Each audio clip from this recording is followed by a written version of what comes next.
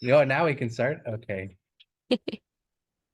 I get a little flustered when it comes to these kind of recordings because I don't know exactly where to talk into because I don't have an actual mic to listen. Oh, I can hear you 100% clearly, so you're good. Pete, can you hear Pete? Yeah, I think Yes. so. Yep. Yeah. Oh, Yeah. okay. Issue 125 of Comicentric. And on today's issue, we have our good friend Barbara Dillon with us from Fanbase Press and also Pete. Yeah. How are you, Yeah. Barbara? I'm good. How are you both? Good, good, good. Thank you for being on with us today. Thank you for having me. I really appreciate it. So, why are we here today, Peter? So we're here to talk about a Kickstarter, right? We are indeed. Yeah. Yes. Very excited. This is Fanbase Press's first ever Kickstarter campaign in almost 15 years. So it's taken us a bit to, to Yeah. finally do one. Wow, 15 years. What took so long? We have really seen the growth of Kickstarter throughout that time, and it's changed and evolved, and it's just become such a wonderful resource for comics creators of all kind, for publishers. And we thought, we have this idea that we want to do, and it's a big idea, and we want to, throw our hat in the ring for Kickstarter and see how things go, and see if this is maybe, with the all of the changes in the comic book industry, if this is a viable path forward for us as well.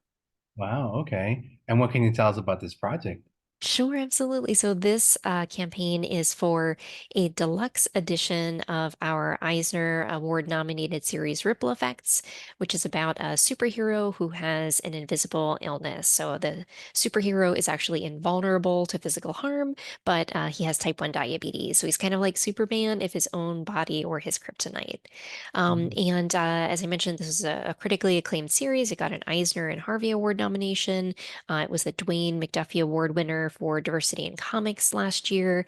And we really wanted to utilize this opportunity to even further represent and bring awareness to invisible illnesses and disabilities of all kinds, not just diabetes like in the story, but also in the original series, there were essays after each chapter by individuals with various disabilities and illnesses, everything from diabetes to MS, paranoid schizophrenia, relating their lived experience to what happened in the story. So we just wanted to go even farther with that. There are so many folks who have different invisible disabilities and illnesses, and we just wanted to bring those individuals to light and share their experiences.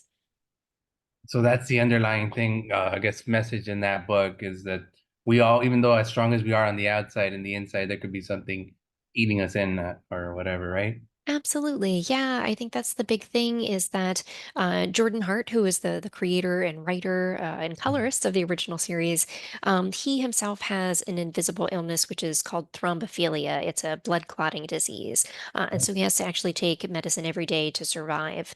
And he went through many years where he felt very alone. He felt very isolated. And he didn't necessarily want to share his experience and share his illness with other people because he didn't know how they might treat him, if they would treat him differently, if they would look at him differently. And so he really didn't ever share it, but he had this story that he wanted to offer to the world to share with other people who have maybe similar experiences with disabilities and illnesses that, there is a community out there that sometimes it's easier and it's more helpful if you share that experience with other people and also for, their loved ones, for their families and friends. Sometimes it's not always aware to us who may be family members of those with invisible disabilities and illnesses what their experiences are. So sort of a lifeline to those individuals as well. Yeah, and that sounds like a brave thing to do, coming forward, not just talking about it, but writing a book about it and kind of like seeing where that takes him in his adventure. It's kind of interesting. Yeah, absolutely. Like I said, he had this story for about 10 years.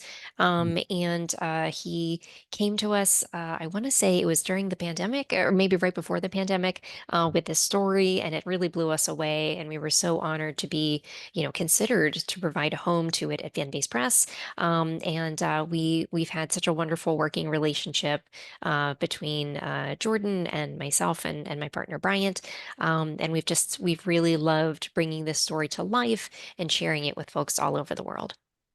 It's awesome. I like that. I really do. So what else? I mean, the Kickstarter, when does it start? Sure. So it launches on Tuesday, September 10th, and it will run through October 1st. And with this deluxe edition, it's going to be an even larger size book. It's going to be a hardcover. And what's really incredible is that we have quite a few additions that we're bringing to the book. One of the first is that there's a foreword by Gail Simone, which we're Oh, wow. super excited about. We also are adding two study guides, one by Tim Smythe, who is an Eisner nominee himself and an educator, and the literacy group Creators Assembles also contributing a study guide. But one of our favorite things that we're adding is an art gallery by kiddos who have invisible illnesses and disabilities. They are drawing themselves as superheroes. And then we're pairing them with professional comics artists like Ray Anthony Height, Liana Kangas, and Oh, others, and they're drawing a fully realized rendering of the kiddos' artwork. So that's awesome. That's so yes, cool. we're super excited about that. Yeah, and they're putting that in the book as well as a part of the. Yeah, it is. Oh, So so that's going to be the art gallery will be part of the book. And then one of the really exciting things is that separate entirely from the Kickstarter campaign, we're doing an auction with David Embouer from Canto and Killer Queens. And we're doing an auction on his Whatnot channel on Wednesday, September 11th. We're auctioning off all of the art gallery artwork, and it's all benefiting the Make-A-Wish Foundation. Nice. does that include like the kids' art and the professional art, or is it both? Exactly. Yeah. So when you make your bid, you'll bid on the kiddo and the professional artist that they're paired with. So you'll get both pieces. That's really cool. I'm Yeah. gonna get myself a Whatnot account now. Yes. And it's free to do. It's free to sign up. Yeah. That's cool. You said on Tuesday, this coming Tuesday?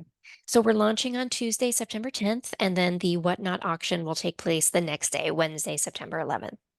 Awesome. Yeah. And can you tell us maybe about the tiers or what are you gonna be having for this? Yeah, absolutely. So we'll have digital tiers. If you're a digital comics reader, you can get the hardcover itself as a digital tier. We're also having a superhero bundle. You can get our superhero or award-winning comics, not just the hardcover, but also Kinsey, which is our Eisner-nominated series, and Four Color Heroes, which was the GLAAD Award winner this year. So you can get all three of those as a digital tier. Of course, you can get the hardcover itself. But some of the most exciting tiers that we have, one is that you can donate a book to the library or school of your choice.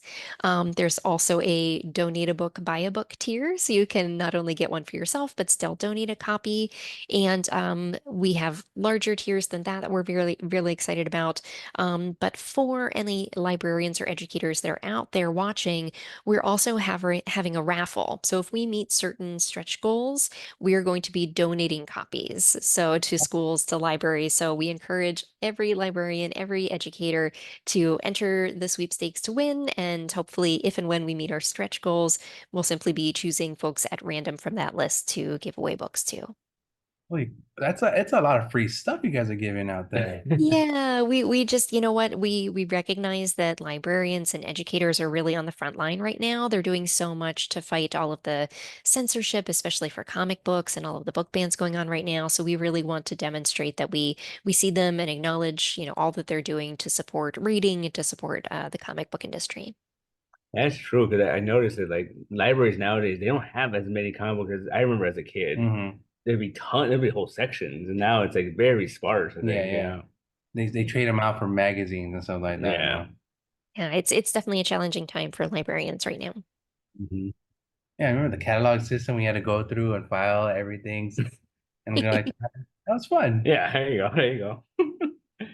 That's real cool. Yeah, no, it's funny you talk about Kickstarter. Is like I think I read somewhere in 2020 they were like the third highest comic book publisher in the US or something like that. They can't be a publisher. Yeah, I mean technically, I mean you're raising money to publish books. So Yeah, yeah, but they're not publishing the books, but right? that's a yeah. Oh, wow. Interesting. Yeah, it's become a really amazing platform to provide resources to folks who may not have otherwise been able to publish, and bring their projects to fruition. So, Pete, I know you've done Kickstarters Yeah. and have done really well with them. So it's a really valuable resource that we're able to call upon. It's funny. I've actually been talking to people about Kickstarter, and I always tell them that it's the longest and shortest 30 days of your life. It is. Because I you get constant reminders about, like, it's 28 days left, or 20, and then it's just so long, but you get constant reminder of the movement of time. absolutely, absolutely. Yeah, You know? we're a little bit terrified, but Oh, we're gonna knock on wood that it'll be okay. yeah, it should be fine. It'll be fine. It'll be fine. I was telling people, like, the scariest part is, like, towards the end. I think it's the last 3 or 4 days. Yeah. It turns into hours. Oh, I'm sure. They're going through hours. Yeah, my goodness. Yeah, it's going to be an endeavor, that's for sure, but we're super excited about it. Yeah, We have hope. We're gonna make sure it goes through, right? This is what we're publicity right now. Exactly. yeah, Exactly. Yes, yes. Every little bit counts. yeah. So what made you decide to Kickstarter opposed to, like, the other Like platforms out there? Indiegogo. Platforms out there. Oh, that's a good question. You know what? I feel like there are a lot of new platforms that are coming up, but I feel like the Kickstarter community has really established itself. I mean, it really is not necessarily a social media network, but it is a community unto itself. I mean, there are lots of folks who, just really support so many campaigns and keep an eye on what's new in the community. So we really value that opportunity. We ourselves have been backers of over I would say 100 campaigns so far on Kickstarter. We're always looking to support independent creators in whatever way we can. So I think it's just seeing that value in a built-in community and wanting to further be a part of it ourselves. No, for sure. Like, there's actually, like, Facebook groups that are just people looking to buy stuff on Kickstarter. Like, Yeah, look at comics, and, like, you post your thing on there, and Mhm. we get a lot of sales that way. yeah, it's incredible. Yeah. Wait, so it's a specified communities for Yeah. this stuff? hmm Oh, wow. hmm That hmm should make things way easier. No, it Oh, doesn't. okay. One would hope, right? One would hope. But see, the thing I love about Kickstarter is, like, I remember when I was younger and I would go to Comic Con in San Diego, I would love going to the artist alley section because you'd find all these comics that you wouldn't see anywhere else. Yeah, And that kind of has gone away a little bit as the convention's gotten bigger. yeah. And I feel like when you go to Kickstarter and you look at the comics, that it feels that way. Yeah, you You know, do. you find, like, comics you would never see anywhere else. Art that you don't see, not Yeah, mainstream art, yeah, different types of art there too. hmm Mhm. Yeah. yeah. Real interesting stuff. So if this goes good, do you think you're gonna be doing more Kickstarters in the future? Potentially, yeah. I think that, we've really built our template. We've tried to take notes on everything that we're doing and all of the work that goes into it. So, yeah, if this is, a financially viable option, I definitely think it would be something that we consider moving forward. Like or with like new books or with like your older items and stuff? I would say probably our newer books. We still have stock of older books. If we were to do a reprint of something, we have run out of stock on books in the past, so we've had to reprint. But yeah, if we got to that point on one of our books, maybe we do like an updated edition. Yes, I definitely want to revisit Kickstarter again. I remember the first time I read a fan base press was Quince. I remember that's the Yes. first book. It was backwards and forward, and I really appreciated that. That was kind of Oh, cool. wonderful. Thank you so much. Yes, that was our deluxe bilingual edition hardcover. That was such a fun project to do. That was a trip because yeah, I read it one way and then I read it the other way, and it was one of those books you could take home and you could share it with your family. That's Absolutely. what was cool about it. Yeah, yeah. And we built that for, we wanted it to be sustainable. We wanted it to be something, especially for families to use, for in schools, if folks are struggling with reading comprehension, being able to flip back and forth to see the different languages, and libraries, of course. We wanted it to be available and accessible in libraries as well. So we hope that it really speaks to different demographics and can be enjoyed by so many different people. Yeah, my uncle, who's an older gentleman now, he used to read comics when he was younger, and I showed it to him, and he said, "Oh, that's interesting." And then I flipped around, it's like, "Oh, this is really interesting." So yeah, Yeah. it has a place, and I like that. I like that about that book. That's wonderful. And we need more bilingual comics, I think. I mean, I remember the very first time we were just coming out with the series back in 2017, I want to say. And we did a free comic book day and we did sort of just our own, free comic book day floppy of the first issue of Quince. And on one side it was in English, flip it over, it was in Spanish. And a young woman brought her parents over who were only Spanish speaking and they didn't quite understand what comics were. They hadn't come into contact with them before, but she showed them Quince, and I could just see their eyes lighting up, and they were so excited. And I mean, that's why we're doing this. We're doing this so that it can reach across generations and be enjoyed by so many different people. Awesome. Yeah, that's a big thing. Like we get asked all the time for comics in other languages, and it's like they don't really do in mainstream. They don't really do it. No. Like every once in a while, they'll do like a Spanish one.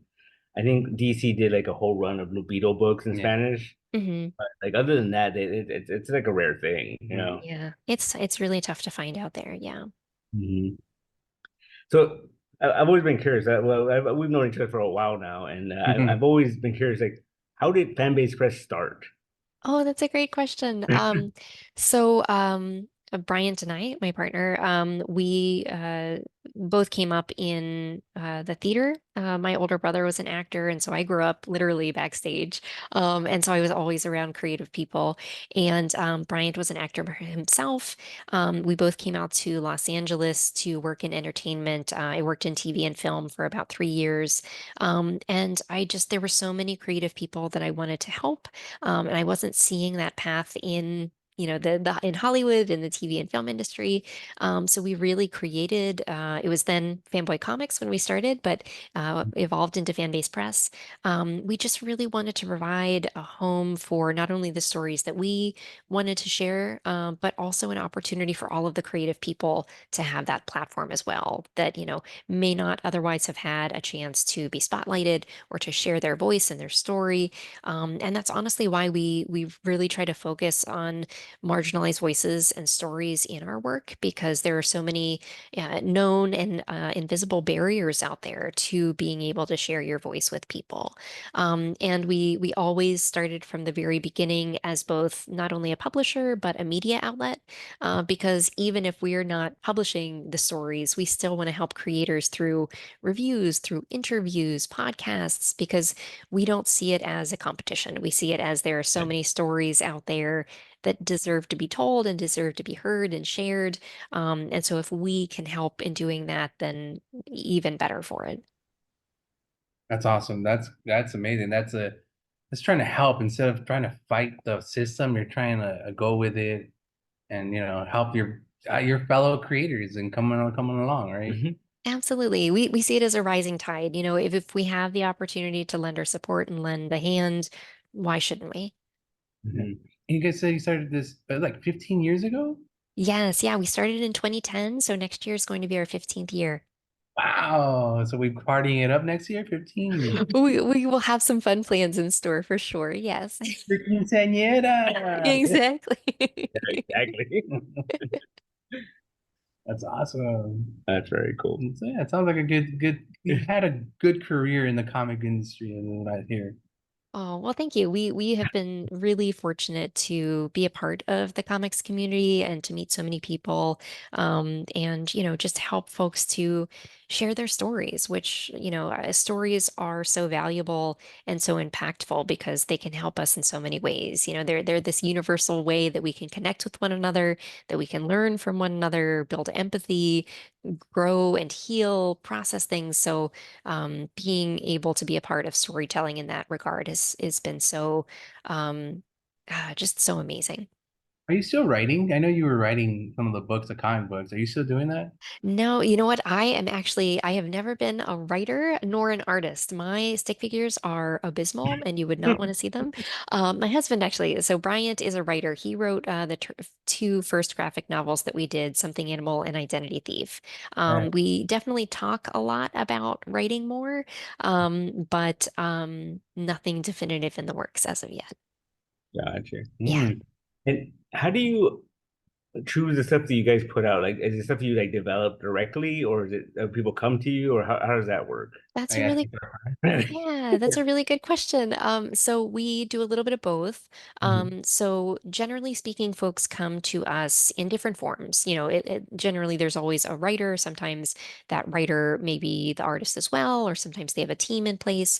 But they generally bring the idea to us, and then we will work with them to develop the project. Develop the script, work with the artist to develop the artwork, the production. And it's why we generally only do one book a year because number one, there are only two of us on the team. But two, we are with a project for the entire life cycle. So through development, through production of the artwork, pre-press, dealing with the printer, marketing, distribution, going to cons, everything. And it doesn't stop, it doesn't stop like 6 weeks after the release. Yeah. It continues forever. And so we really want to make sure that we love the story and that we have the resources to support it. But we really look for stories that leave you asking questions or at least leave you generating conversations with other folks. We want to have some sort of underlying message to it. It's not a message that needs to be beaten over the head to the Yeah. reader, but it's just something that, we want the characters to resonate with you and we want you to think about something as you come away from it. What that is may differ from person to person, but just to have that opportunity to leave folks pondering. Open dialogue, if you will. Yeah, absolutely. Yeah. Okay. That way I could be like, oh, I don't agree with but I could see where you're coming from, and you could start a conversation. Exactly. Exactly. All right, cool, cool, cool. I dig it. Yeah, man, you've given me a lot to think about, Robert Dylan. It's just so much stuff, and that was just a Kickstarter, so we haven't even gotten, like you said, 15 years ago, Fanbase Press. I've seen you around. Everyone I speak to about Barbara Dylan is like, she's the nicest person in comics. I'm like, Well, all right. that's very kind of you to share. We are very fortunate to come across a lot of folks, and I've known you both, and Pete, I don't even know how many years I've known you. Been a So many while. years. Yeah. And I've never found a community like the comic book community that I feel so at home in and Yeah. so welcomed in. I mean, heck, my favorite week of the year is San Diego Comic-Con because it just feels like a family reunion, and it's like the most exhausting and stressful Yeah. week leading up to it and during it. But like at the end, I'm like, oh, is it done already? I don't want to Yeah. go home. Wow, once the endorphins going, the dopamine's going, and you're like elated there, yeah, you don't want to go home. Exactly. Exactly. Yeah. The thing I love about cons is like just going to them. I always come back with I have to make something. It just Mhm. it sparks that creativity. Hmm. Absolutely. It's so invigorating to go to a con, and it was so challenging there those few years during the pandemic, and even coming out of the pandemic, I know we're very much still in it. But just trying to get cons back on their feet has been challenging, and we at Fanbase Press have really just trying to been doing our part in doing more virtual events to still Mm. get folks together and still network and talk to each other and share experiences, troubleshoot, problems, because we really still do need that connection with one another. Oh yeah, no, definitely. It's funny you say that because nowadays it's easier to get connected with people, but I feel like there's more of a disconnect with a lot of people that I don't know if that's a thing you've been noticing, but Yeah, it's true. Even, we saw, very clearly during the pandemic that virtual events, that virtual programming, they're all possible, they're all doable.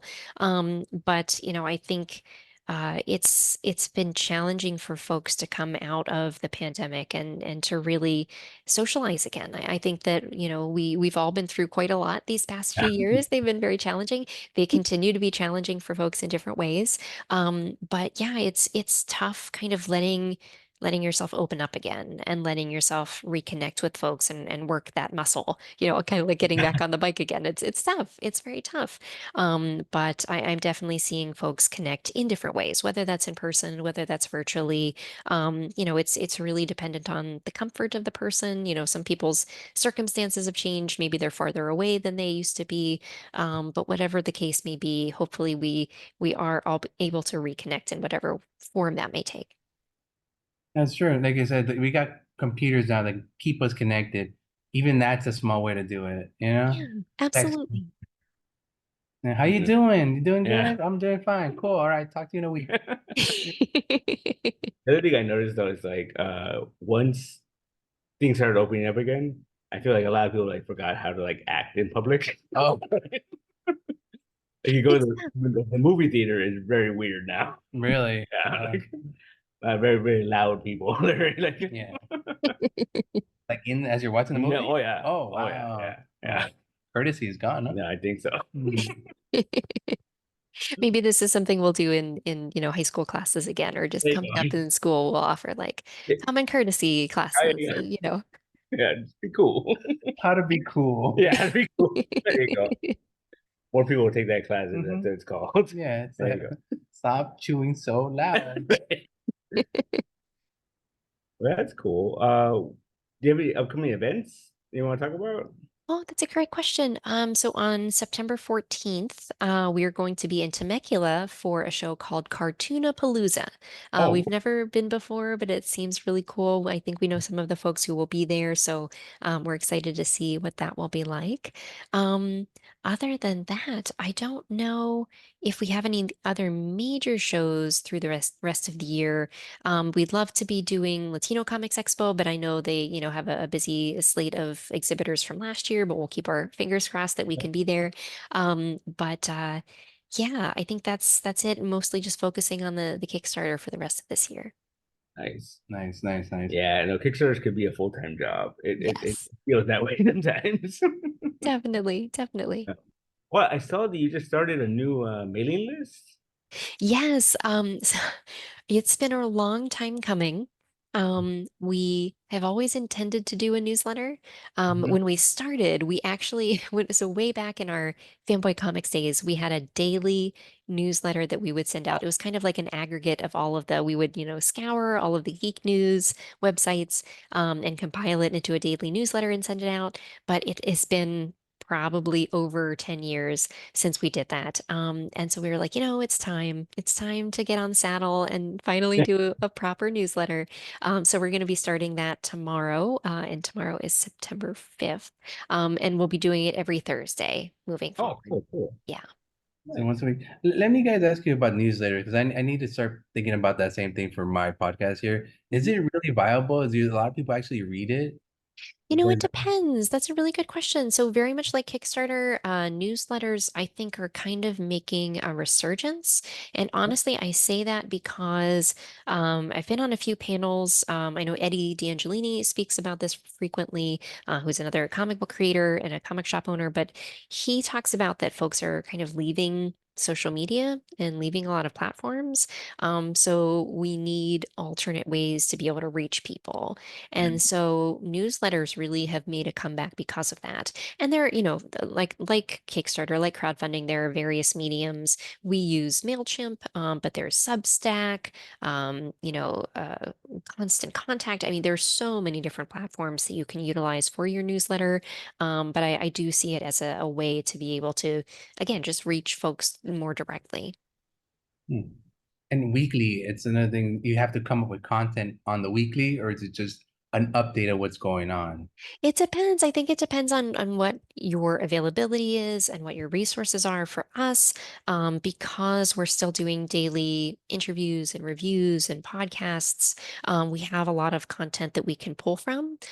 So we are going to put a lot of that in there. And then, just like everything else we do, we're going to have sections for creator resources, things that might be of interest to folks out there, whether you're a publisher, a creator, or, whatever it may be, a retailer, as well as resources for librarians and educators. So we really just like our company, it's going to kind of be a microcosm of our company. Everything that we do throughout, we want to instill within the newsletter and, boil it down and send it out every week.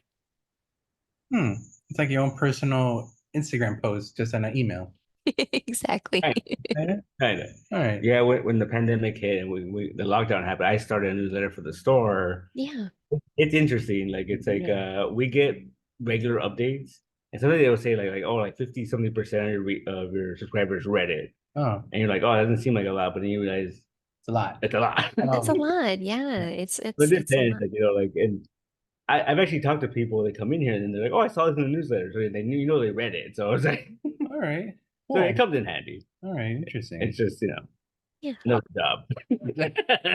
It's another thing. It's another thing to manage. Yeah, absolutely. And what if you don't have nothing to report? Nothing to report this week.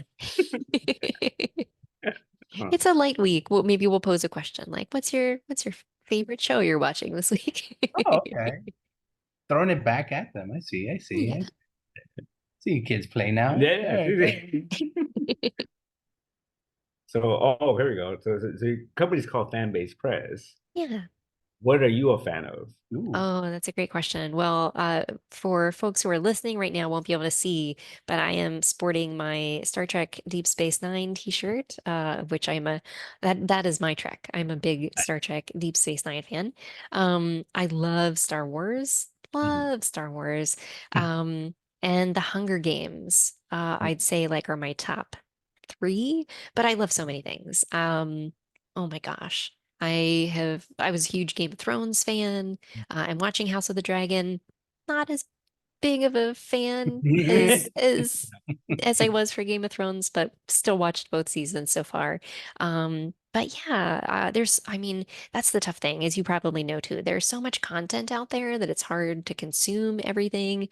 You know, when you're a creator like you are, it's hard to have time to do it. We also have two kiddos, so the time for consuming media is very, very small. But we try. We're trying to like, get back into watching things and Mhm. reading things I feel like is even tougher. My time to be able to read is non-existent. No. I feel it on that. I just started a job, and so I think last Sunday I just spent the whole day in the store reading. Yeah. Yeah, I was like, I haven't read in a That's good while. yeah. You know, Yeah. it's hard, man. It Time is. that gets away from me. Yeah. There's only so much time in the day, but if it's a priority for you, you should make it a priority. If it's something that really benefits you, then, make time for that when you can. Of course, yeah. It's good for your mental health. Oh yeah. Yeah. Oh no. That's what I'm Yeah, telling yeah, you. You know, yeah. just do it. Even though some of the comics stress me out, but it's still good read. You get something out of Yeah. it, you know? Yeah. Your life isn't as bad as that. Exactly, Yeah. exactly. I forgot what I was reading, but like Joanna was saying there, and Yeah. she's like, you audibly gasped. And like I was like, That was a good book. yeah. That's a good book. That's how you know There it's you a go. good book. Exactly. Yeah. Mhm. Well, it's funny because I feel like you're the rare fan that's both a Star Wars and a Star Trek fan. I know. I'm weird. I'm weird. Yeah, here's what I'll say to be fair. I probably I probably veer more into like Star Wars I, fan. yeah. I love Star Trek. There's nothing wrong with Star Trek, but Oh, like, no. and I've watched a little bit of the original series. I've watched all of Next Generation but like DS9 was my jam. That was what I was totally into, but there's so much more Star Wars and like I just feel like I'm like a devotee of Yeah. Star Wars. So if I had to be labeled as one, it would probably be Star There Wars. you go. There you go. Yeah. Yeah, 'cause I feel like it's a whole different like It's different. It's not even Kmart and Target. It's like Kmart and Dearden's or something. yeah. Yeah. Because I remember people complained about those J.J. Abrams movies because they were Mhm. like just make it into Star Wars, and I'm like, oh, but they're fun, they're action packed, like, oh, Yeah.